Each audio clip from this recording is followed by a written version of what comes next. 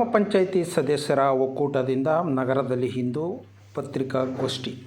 ಗ್ರಾಮ ಪಂಚಾಯಿತಿ ಸದಸ್ಯರ ವಿವಿಧ ಬೇಡಿಕೆಗಳನ್ನು ಈಡೇರಿಸುವಂತೆ ಆಗ್ರಹಿಸಿ ಅಕ್ಟೋಬರ್ 4ರಿಂದ ಬೆಂಗಳೂರಿನ ಫ್ರೀಡಂ ಪಾರ್ಕ್ನಲ್ಲಿ ಗ್ರಾಮ ಪಂಚಾಯಿತಿ ಸದಸ್ಯರ ಒಕ್ಕೂಟದಿಂದ ಪ್ರತಿಭಟನೆಯನ್ನು ಹಮ್ಮಿಕೊಳ್ಳಲಾಗಿದೆ ಎಂದು ಗ್ರಾಮ ಪಂಚಾಯಿತಿ ಸದಸ್ಯರ ಒಕ್ಕೂಟದ ರಾಜ್ಯ ಸಂಚಾಲಕ ನಾಗೇಶ್ ಹೇಳಿದರು.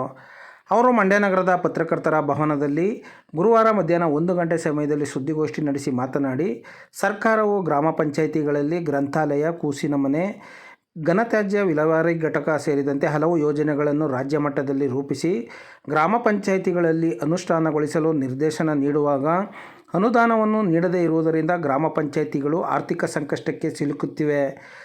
ರಾಜ್ಯ ಸರ್ಕಾರ ರೂಪಿಸುವ ಎಲ್ಲ ಯೋಜನೆಗಳಿಗೂ ಅನುದಾನವನ್ನು ಒದಗಿಸಬೇಕು. ಗ್ರಾಮ ಪಂಚಾಯಿತಿಗಳ ಆಡಳಿತದಲ್ಲಿ ಹಸ್ತಕ್ಷೇಪ ಮಾಡುವುದನ್ನು ತಕ್ಷಣ ನಿಲ್ಲಿಸಬೇಕು ಎಂದು ಒತ್ತಾಯಿಸಿ ಪ್ರತಿಭಟನೆ ಮಾಡಲಾಗುತ್ತಿದೆ ಎಂದರು. ಸುದ್ದಿಗೋಷ್ಠಿಯಲ್ಲಿ ಒಕ್ಕೂಟದ ಗೌರವಾಧ್ಯಕ್ಷ ಬೇವನಹಳ್ಳಿ ಮಹೇಶ್, ಮಂಡ್ಯ ತಾಲೂಕು ಅಧ್ಯಕ್ಷ ಪ್ರದೀಪ್ ಸಿದ್ದೇಗೌಡ, ಉಪಾಧ್ಯಕ್ಷರುಗಳಾದ ಸುವರ್ಣವತಿ ಕಾಳೇಗೌಡ, ಕಾರ್ಯದರ್ಶಿ ಕೆಂಪೇಗೌಡ ಉಪಸ್ಥಿತರಿದ್ದರು. ನಾವು ಈ ಹಿಂದೆ ನಮ್ಮ ಹಲವಾರು ಬೇಡಿಕೆಗಳನ್ನ ಇಟ್ಕೊಂಡು ಹೋರಾಟ ಮಾಡಿದ್ವಿ. ನಮ್ಮ ಸರ್ಕಾರದ ಮಟ್ಟದಲ್ಲಿ ಹೋರಾಟ ಮಾಡಿದ್ವಿ.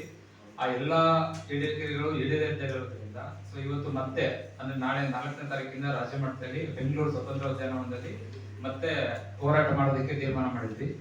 ಆ ವಿಷಯವಾಗಿ ನಾವು ಇವತ್ತು ಪತ್ರಿಕಾಗೋಷ್ಠಿ ಕರೆದಿದ್ವಿ. ಅದಕ್ಕೆ ಸಂಬಂಧಪಟ್ಟಂತ ವಿಷಯಗಳನ್ನೆಲ್ಲ ತಮ್ಮ ಕೈಲಿದೆ ಅಂತ ಭಾವಿಸ್ತೀನಿ. ಈ ಒಂದು ಹೋರಾಟಕ್ಕೆ ತಾವೆಲ್ಲ ಹೆಚ್ಚಿನ ಇದನ್ನ ಕೊಟ್ಟು ಅಂದ್ರೆ ಪ್ರಚಾರವನ್ನು ಕೊಟ್ಟು ಒಂದಷ್ಟು ಜನಕ್ಕೆ ರೀಚ್ ಆಗೋ ತರ ಮಾಡ್ಬೇಕು ಅಂತ ಕೇಳ್ಬೋದು. ಅಂತ ಹೇಳಿದ್ರೆ ನಮ್ಮ ಗ್ರಾಮ ಪಂಚಾಯತಿ ಅಧಿಕಾರ ಏನಿದೆ ವಿಕೇಂದ್ರೀಕರಣ ವ್ಯವಸ್ಥೆ ಕೆಲಸ ಮಾಡ್ತಾರಂತದ್ದು. ಆದ್ರೆ ಸದ್ಯ ದಿವಸದಲ್ಲಿ ಏನಾಗಿದೆ, ಅಧಿಕಾರಿ ವಿಕೇಂದ್ರೀಕರಣದ ಬದಲು ಕೇಂದ್ರೀಕೃತ ನಡೀತಾ ಇದೆ. ನಮ್ಮ ಏನ್ ಆಡಳಿತ ಬಂದು ಅಧಿಕಾರಿಗಳ ಒಂದು ಇದ್ರ ಮೇಲೆ ನಡೀತಾ ಇರೋದ್ರಿಂದ ನಾವು ಒಂದಷ್ಟು 28 ಬೇಡಿಕೆಗಳನ್ನ ಕಳೆದ 1 ವರ್ಷದ ಬೇಡಿಕೆ ಹೋರಾಟ ಮಾಡ್ತಾ ಇದ್ವಿ.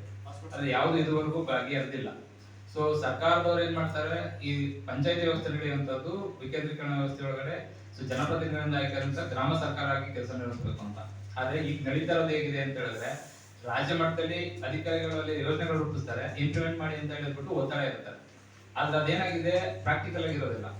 ಕೆಲವು ಉದಾಹರಣೆ ಕಳೆದ ಬಾರಿ ಕೂಡ ನಾವ್ ಹೇಳಿದ್ವಿ. ಗ್ರಂಥಾಲಯಗಳನ್ನ ನಮ್ಗೆ ಏನ್ ಮಾಡಿದ್ರು, ಇಂಪ್ಲಿಮೆಂಟ್ ಮಾಡುದು, ನಾವು ಅದಕ್ಕೆ ಸ್ಯಾಲರಿ ಕೊಡ್ಬೇಕು, ಆರ್ಥಿಕ ಹೊರೆ ಆಗುತ್ತೆ ನಮ್ಮ ಪಂಚಾಯತಿಗೆ. ಅದಾದ್ರೂ ಕಂಟ್ರೋಲಿಂಗ್ ನಮ್ಮಲ್ಲಿ ಇರಲ್ಲ. ಅದಾದ್ಮೇಲೆ ಕೂಸಿನ ಮನೆ ಅಂತ ಮಾಡಿದ್ರು. ಕೂಸಿನ ಮನೆ ಅದು ಬೇಸಿಕ್ ವರ್ಕ್ ಆಗುತ್ತಾ ಇಲ್ವಾ, ಅದು ಯಾವುದೇ ಒಂದು ಇದನ್ನ ನೋಡ್ಲಿಲ್ಲ. ಅದು ಆರ್ಥಿಕ ಹೊರೆ ಮತ್ತೆ ನಮ್ಮ ಪಂಚಾಯತಿಗೆ. ಜೊತೆಗೆ ಘನತ್ಯಾಜ್ಯ ವಿಲೇವಾರಿ ಘಟಕ ಮಾಡಿದ್ರು, ಅದು ಅದೇ ತರ ಆಗಿದೆ. ಇದೇ ತರ ಹೇಳ್ತಾ ಹೋದ್ರೆ ತುಂಬಾ ಇಶ್ಯೂಸ್ ಇದೆ. ಆದ್ರೆ ಅದೆಲ್ಲವೂ ಕೂಡ ಏನೋ ಒಂದು ಅವರ ಯೋಚನೆ ಬರುತ್ತೆ, ಇಂಥದ್ದು ಒಳ್ಳೇದಾಗ್ಬೋದು ಅಂತ. ಅದನ್ನ ಪ್ರಾಕ್ಟಿಕಲ್ ಆಗಿ ನೋಡ್ಲಿಕ್ಕಿಲ್ಲ, ನೇರ ಅವ್ರ ಆದೇಶ ಮಾಡ್ಬಿಡೋದು. ಆದೇಶ ಮಾಡಿದಾಗ ಅದನ್ನ ಇಂಪ್ಲಿಮೆಂಟ್ ಮಾಡಕ್ಕೆ ಆರ್ಥಿಕತೆಗೆ ಹೊರೆ ಆಗುತ್ತೆ ಅನ್ನೋದು ನೋಡಲ್ಲ. ಬೇಕಾದಂತ ಪೂರಕ ಆರ್ಥಿಕ ಸಹಾಯವನ್ನ ಅವ್ರು ಮಾಡ್ತಿಲ್ಲ. ಜೊತೆಗೆ ನಮ್ಮ ಪಂಚಾಯತಿ ವ್ಯವಸ್ಥೆ ಏನ್ ಕೆಲಸ ಮಾಡಬೇಕು ಅದ್ರ ಮೂಲ ಆಶಯನೇ ತಿಳಿಸ್ಬಿಟ್ಟಿದ್ದಾರೆ.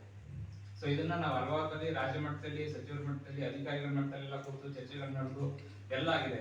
ಆದ್ರೆ ಇದುವರೆಗೂ ಕೂಡ ಯಾವುದೇ ಈ ವಿಷಯದಲ್ಲಿ ಬದಲಾವಣೆ ಆಗಿಲ್ಲ. ಅದಕ್ಕೆ ಈಗ ಪಂಚಾಯತಿಯಲ್ಲಿ ಇರುವಂತ ಎಲ್ಲ ಸಂಘಟನೆಗಳು ಅಂದ್ರೆ ಪಿಡಿಒ ಇದ್ದಾರೆ, ಪಿಡಿಒ ಸಂಘಟನೆಗಳು ನಾಳೆ ಕೈ ಜೋಡಿಸಿದ್ದಾರೆ, ವಾಟರ್ ನೀರು ಗಂಟೆಗಳಿದ್ದಾರೆ, ಮತ್ತೆ ಇವರು ದ್ವಿಚೇಂದ್ರ ಸಹಾಯಕರಿದ್ದಾರೆ, ಸೆಕ್ರೆಟರಿ ಇದ್ದಾರೆ. ಎಲ್ಲಾ ಸಂಘಟನೆಗಳು ಇದು ಮಾಡಿ ನಾಳೆ 4ನೇ ತಾರೀಕಿಂದ ಇಡೀ ಗ್ರಾಮ ಪಂಚಾಯತಿ ಕಾರ್ಯನಿರ್ವಹಣೆ ಸ್ಟಾಪ್ ಆಗ್ತದೆ. ಕೆಲಸಗಳನ್ನ ಮಾಡ್ತಿಲ್ಲ. ನಾಳೆಯಿಂದ ಇಡೀ ಗ್ರಾಮ ಪಂಚಾಯತಿ ಎಲ್ಲ ರಾಜ್ಯದ ಎಲ್ಲ 6000 ಗ್ರಾಮ ಪಂಚಾಯತಿ ಏನಿದೆ ಅಷ್ಟು ಗ್ರಾಮ ಪಂಚಾಯತಿಗಳು ಕೂಡ ನಾಳೆ ಕಾರ್ಯನಿರ್ವಹಿಸೋದನ್ನ ಸ್ಟಾಪ್ ಮಾಡಿದ್ವಿ. ಎಲ್ಲ 11 ಸಂಘಟನೆಗಳು ಸೇರಿ ನಾಳೆಗೆ ಸ್ವತಂತ್ರ ಉದ್ಯಾನವನದಲ್ಲಿ ಚಳವಳಿ ಸ್ಟಾರ್ಟ್ ಆಗ್ತಾ ಇದೆ. ಆ ನಿಟ್ಟಿನಲ್ಲಿ ನಾವು ಇವತ್ತು ಒಂದು ಪತ್ರಿಕಾಗೋಷ್ಠಿ ನಡೆಸ್ತಾ ಇದ್ದೀವಿ.